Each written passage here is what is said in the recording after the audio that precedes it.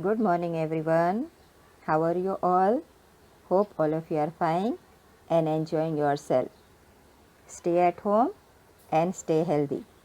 Today, I, Shama Khan, is going to take your English lecture from your English Junction book, Standard 4th.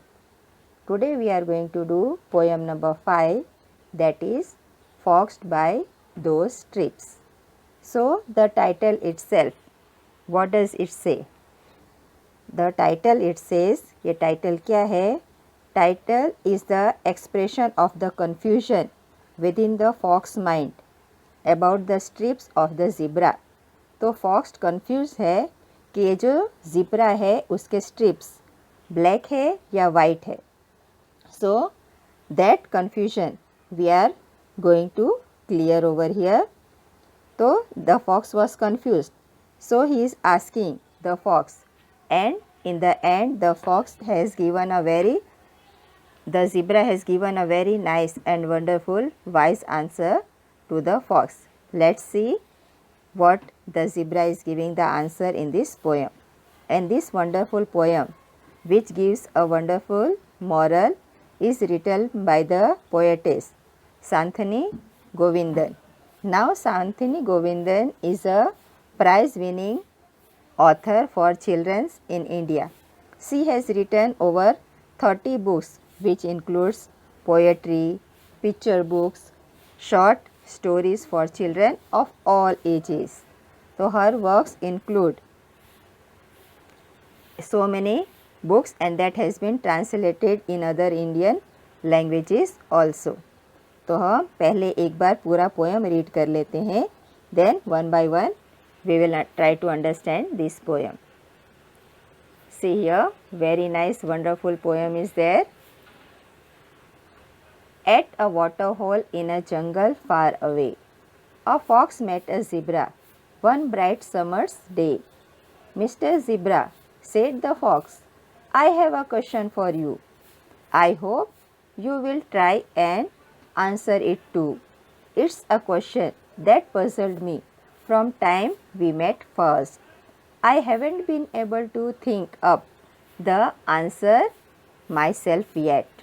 Do you have a black body, Mr. Zebra, and are your strips white?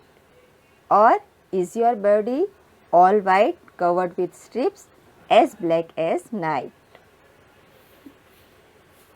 After the zebra had refreshed himself with a cool drink, he creased his brow and began to think. When at last he spoke, his words were wise. Mr. Fox, he said, let me give you some advice. Why do you worry whether my strips are black or white? To let it doesn't matter. They seem just right. And beneath all my strips, Mr. Fox, can't you see that the creature there is just the same me? Very nice and wonderful poem is there. So this poem, it gives us a clear cut conversation between the two animals. ये poem दो animals के बीच में क्या है, conversation है, और इसमें से हमें एक बहुत अच्छा डीप मैसेज मिल रहा है हम ह्यूमन बीइंग्स को भी. तो पहले हम ये पोएट अंडरस्टैंड करेंगे and then what the it gives the message that we will try to understand. So here let's begin. At a water hole in a jungle far away, a fox met a zebra one bright summer day. Mr. Zebra, said the fox, I have a question for you. I hope that you will try and answer it too. It's a question that puzzled me from the time we met. I haven't been able to think up the answer myself yet. Do you have a black body, Mr. Zebra, and are your strips white? Or is it your body all white covered with strips as black as a night? तो इस poem में the poem narrates an interesting story कि one bright summer night a fox meets a zebra. वो एक water hole के सामने वो उन्हें मिलते हैं. They meet them at the water hole. और वो एक दूसरे से कन्वर्सेशन स्टार्ट करते हैं। So what conversation? And you are knowing only कि फॉक्स कितना कनिंग एनिमल है। तो वो सीधा उससे डायरेक्ट एक क्वेश्चन पूछता है कि जब आप मुझसे पहले मिले थे तब से मुझे ये कन्फ्यूजन है, I am confused by one thing. तो वो कन्फ्यूजन क्या है?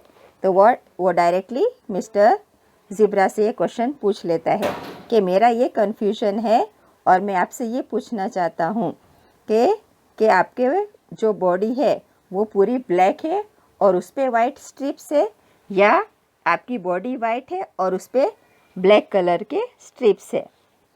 Like this he is asking the question to the zebra. और आपको पता है ये ऐसा क्यों करना चाहता है? Because he wants to show कि ही इज़ हाउ क्लेवर। और वो जो ज़ेब्रा है वो ऐसा थोड़ा फुलिश है, ऐसा वो बताना चाहता है। And the fox consider himself to be very clever. That's why he is asking that type of question. Then see how nicely the zebra replies him. After the zebra had refreshed himself with a cool drink, he creased his brow and began to think. When at last he spoke, his words were wise. Mr. Fox, he said, let me give you some advice. Why do you worry whether my strips are as black or white? To let it doesn't matter. They seem just right. And beneath all my strips, Mr. Fogg, can't you see that the creature there is just the same me? तो zebra पहले थोड़ी देर अपने भौं चढ़ा के उसके press पे थोड़े expression आ जाते हैं और वो चढ़ा के पहले थोड़ी देर सोचता है और फिर अच्छा वहाँ जो वाटर होल के पास पानी था वो पी के फिर उसे एकदम वाइजली रिप्लाई करता है। तो वो रिप्लाई भी कैसा होता है? In the form of a question. एक क्वेश्चन के रूप में ही वो उसका रिप्लाई है। तो वो क्या कहता है ज़ेब्रा? द ज़ेब्रा उससे पूछता है कि द फॉक्स से क्या कहता है कि ये ज़रा भी मैटर नहीं करता कि मेरा जो स्ट्रिप्स है वो ब्लैक कलर के है या वाइट कलर के है, या मेरा बॉडी ब्लैक है या मेरा जो ऊपर से स्ट्रिप्स है वो वाइट है, उससे कोई डिफरेंस नहीं होता। क्योंकि आखिरकार जो मैटर करता है वो क्या है कि मैं अंदर से क्या हूँ। व्हाट इज़, जो बाहर का मेरा एक्सटर्नल अपीयरेंस है, इट डजेंट मैटर अलॉट, उससे कोई फ़र्क नहीं पड़ता। जो ज़्यादा चीज़ इम्पॉर्टेंट है वो है कि मेरे अंदर की क्वालिटीज़, मैं कैसा हूँ, वो ज़्यादा मैटर करता है। तो इसका मतलब क्या हुआ? जो पोएटेस्ट है, कौन सी हमारे पोएटेस्ट है? शांतिनी गोविंदन। वो क्या कहना चाहती है? वो इनडायरेक्टली हम ह्यूमन बीइंग्स को मैसेज देना चाहती है। तो जो ये पोएटेस्ट है शांतिनी गोविंदन,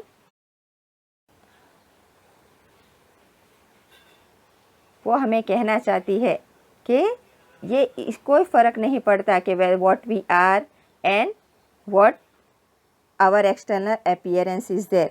जो मैटर करता है वो है हमारी क्वालिटीज़, कि हमारी क्वालिटीज़ कैसी हैं, how we are from inside, हम अंदर से कैसे हैं। बाहर से तो हम भले कितने अच्छे कपड़े पहन लें, कितने महंगे कपड़े पहन लें, मगर अंदर से हमारी क्वालिटीज़ नहीं है तो वो ज़रा भी अच्छा नहीं है। इसलिए हमें अंदर से गुड क्वालिटीज़, वॉइस क्वालिटीज़, वो हमें इनकलकेट करनी चाहिए, वो हमें अंदर लानी चाहिए, ना कि बाहर की क्वालिटीज़। बाहर की जो है वो तो थोड़े दिन रहने वाली, आप कपड़े चेंज करोगे उसके साथ वो चेंज हो जाएगी। मगर जो अंदर गुड क्वालिटीज़, किसी के साथ पोलाइटली बिहेव करना, किसी की हेल्प करना, बड़ों की आदर करना, ये सब चीज़ करोगे तो वो इनडायरेक्टली मैटर्स अ लॉट।